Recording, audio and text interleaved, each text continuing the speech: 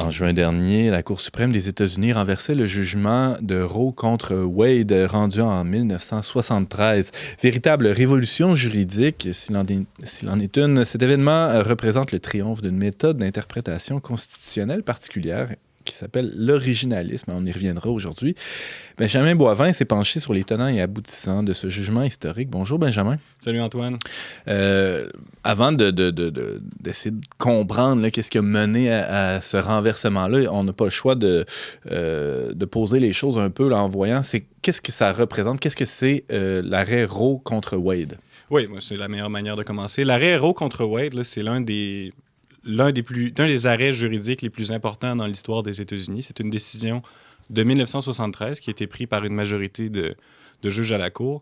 Et le raisonnement juridique, dans le fond, qui était derrière la décision, c'était qu'à partir de l'interprétation d'une clause de droit à la vie privée, du 14e amendement à la Constitution américaine, les juges sont arrivés à la conclusion que la Constitution protégeait le droit d'une femme à demander un avortement et à l'obtenir dans un cadre qui implique certaines conditions. La décision de la Cour, c'était pas que l'avortement doit être permis dans toutes les circonstances. La Cour avait plutôt développé une approche suivant laquelle la réglementation que pouvait mettre en place l'État sur l'avortement était de plus en plus restrictive à mesure que la grossesse avançait, là, selon les différents trimestres de la grossesse. Mm-hmm. Et puis cette décision-là, elle a finalement déclenché tout un mouvement de contestation parce qu'on se rappelle là, qu'on est au début des années 70, la population américaine était largement défavorable à cette décision-là à l'époque, quoique d'une certaine manière, c'est une question qui ne se posait pas dans l'espace public. Le Canada est arrivé à une conclusion similaire, la Cour suprême au Canada, à la fin des années 80. Plus tard. Beaucoup plus tard. En 89 avec Morgan Taylor. Exactement. Et plusieurs pays occidentaux sont dans la même situation là, que le Canada. C'est plus comparable. Et donc, tout ça pour dire que la décision Roe v. Wade, elle a eu pour conséquence de mobiliser là, toute une partie de la population américaine. Là, on a beaucoup parlé des chrétiens évangéliques, mais de manière générale, tous les chrétiens, les personnes de foi, et puis beaucoup d'autres personnes qui considéraient que cette décision-là allait avoir des effets délétères, puis allait avoir un impact négatif sur la vie de centaines de milliers, voire de millions d'Américains. Alors, cette décision-là, pour résumer, a fait naître ce qu'on appelle le mouvement pro-vie. Oui, exactement. C'est qu'à partir de ce moment-là, finalement, il y a des gens qui ont décidé de militer activement pour le renversement de cette décision-là. Et puis là, ça crée une situation de militantisme assez particulière. Là, parfois, quand on fait du militantisme, on cherche à convaincre le gouvernement, l'Assemblée législative, là, les gens qui sont en situation de pouvoir, de prendre une certaine décision ou de revenir sur une décision qui a été prise. Mais là, dans le cas qui nous intéresse, c'est un militantisme qui vise à amener des juges, des décideurs dans l'ordre juridique, dans la sphère juridique du pouvoir, à revenir sur une décision qui avait été prise, ce qui est un phénomène assez rare. Là. On parle d'un renversement jurisprudentiel, c'est lorsqu'une cour arrive à la conclusion qu'une décision précédente était erronée, que ce soit sur la base d'un argumentaire fallacieux ou d'éléments de contexte qui étaient manquants, finalement. Benjamin Boivin, c'est assez fréquent qu'on voit ce genre de renversement-là à des niveaux inférieurs. Par exemple, une cour de première instance va faire un jugement, va être renversée par la cour d'appel, qui peut-être ensuite va être renversée par une cour suprême ou une cour supérieure. Là, on est au sommet de la pyramide et il y avait tout le mouvement pro-vie qui voulait renverser ce qui était au top. Oui, tout à fait. Là. C'est vrai que, là, dans le cas qui nous intéresse, là, c'est l'arrêt Dobbs qui a finalement conduit au renversement jurisprudentiel qui a été fait en juin dernier. Et puis ça, en fait, là, c'est le résultat de la contestation judiciaire d'une loi du Mississippi qui voulait limiter les avortements à un certain nombre de semaines au début de la grossesse. Puis des lois comme ça, là, dans les États américains, là, il y en a eu par dizaines. Mm-hmm. C'est pas la première fois qu'on s'y essayait. Et comme tu dis, en général, ce qui arrive, c'est que dans certains cas, certaines cours de basse instance vont laisser passer la loi, mais fatalement, la loi a été renversée à un certain point dans la pyramide de la hiérarchie du système juridique américain, suivant le principe de stare decisis, là, qui veut qu'une décision prise par une cour comme la Cour suprême devrait pas être changé a priori. Oui, c'est ça.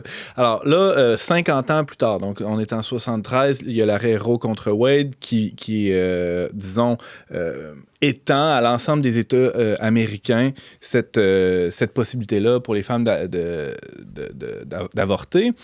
Là, on se retrouve 50 ans plus tard avec le renversement de cette décision-là. Qu'est-ce qui s'est passé durant 50 ans au sommet de cette pyramide juridique-là, c'est-à-dire à la Cour suprême? Il y a des gens qui ont passé, sûrement.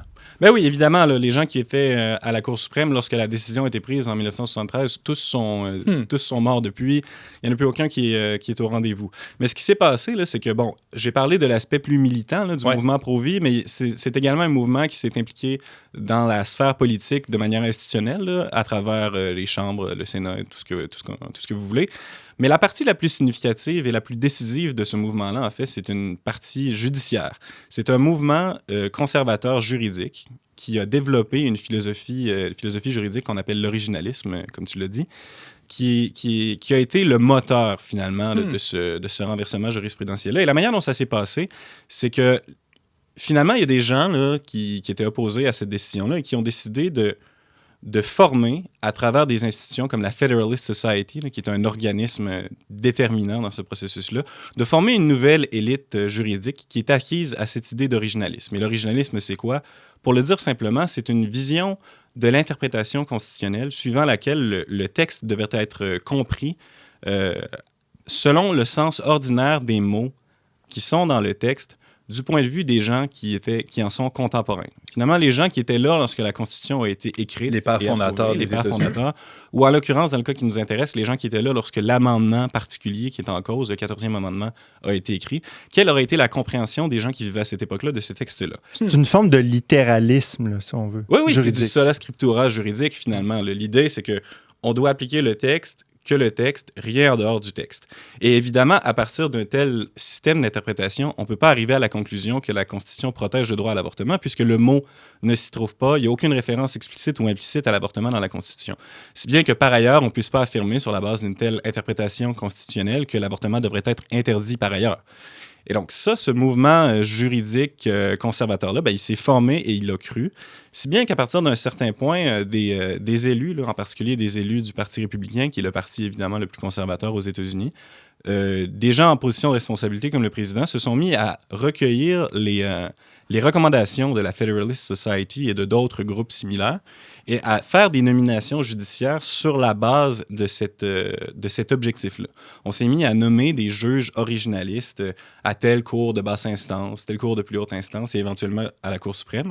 Si bien qu'aujourd'hui, là, les 6 juges conservateurs, dits conservateurs pour avoir été mis en nomination par un président républicain, sont issus des rangs de la Federalist Society.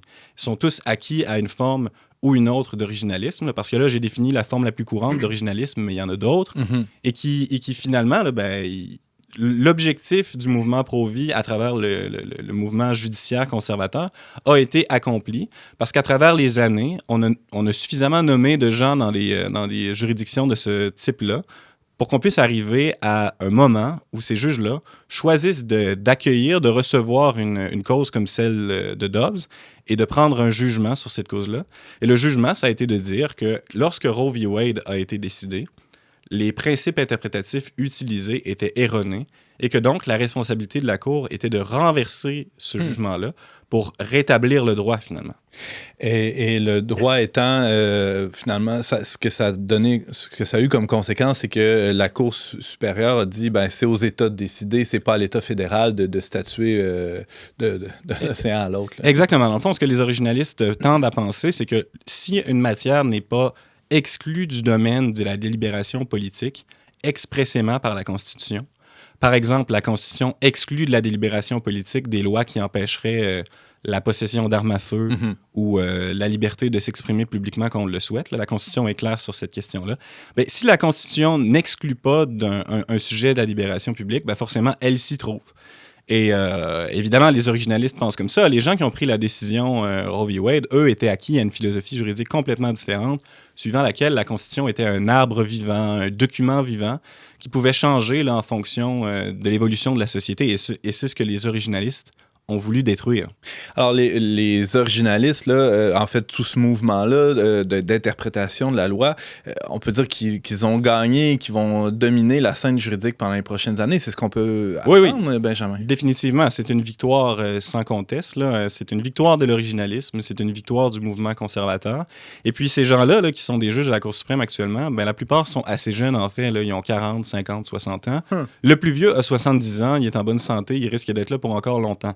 Et la majorité étant une majorité de 6 contre 3, on peut s'attendre à des jugements de ce type-là sur toutes sortes de questions qui ne sont pas aussi controversées que l'avortement, mais qui ont le potentiel de changer la vie des gens de manière significative.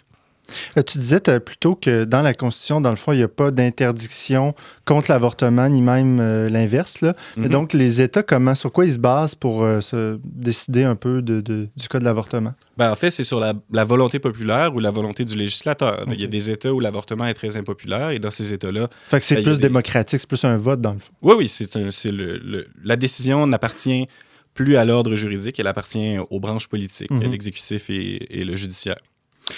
Benjamin, dans le texte que tu signes là, sur leverbe.com, tu évoques le fait que l'originalisme là, pourrait devenir son propre ennemi.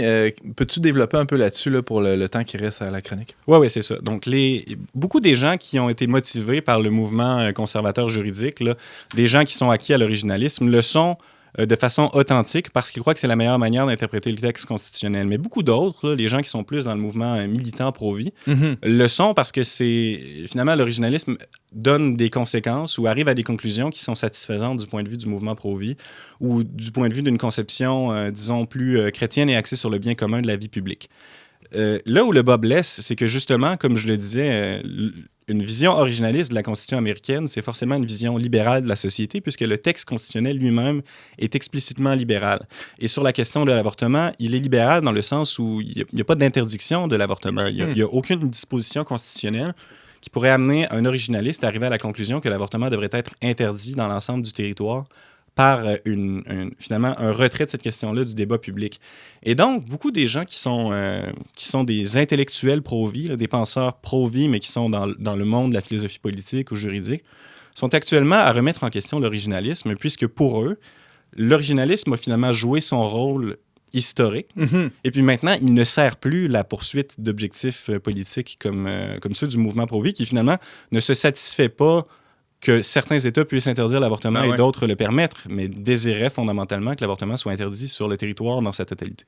Donc, l'originalisme se retrouve à être parfois en compétition avec le droit naturel. C'est ce que je comprends de ton explication. Oui, tout à fait. Des intellectuels comme le juriste Adrian Vermeule, là, qui est un des plus connus, qui fait la promotion d'un constitutionnalisme du bien commun, dirait que l'originalisme, c'est un outil qui contextuellement a servi le mouvement pro-vie, mais qui peut mener à des conclusions qui sont contre nature qui sont contre le droit naturel, si le texte constitutionnel lui-même le permet. As-tu un exemple? Justement, l'exemple que je viens de donner en serait un. Je pense que c'est le meilleur de fait. Là. Les gens qui sont pro-vie voient dans le texte constitutionnel une opportunité pour le libéralisme sur la question de l'avortement de se perpétuer. Il y en aurait probablement d'autres auxquels on pourrait penser.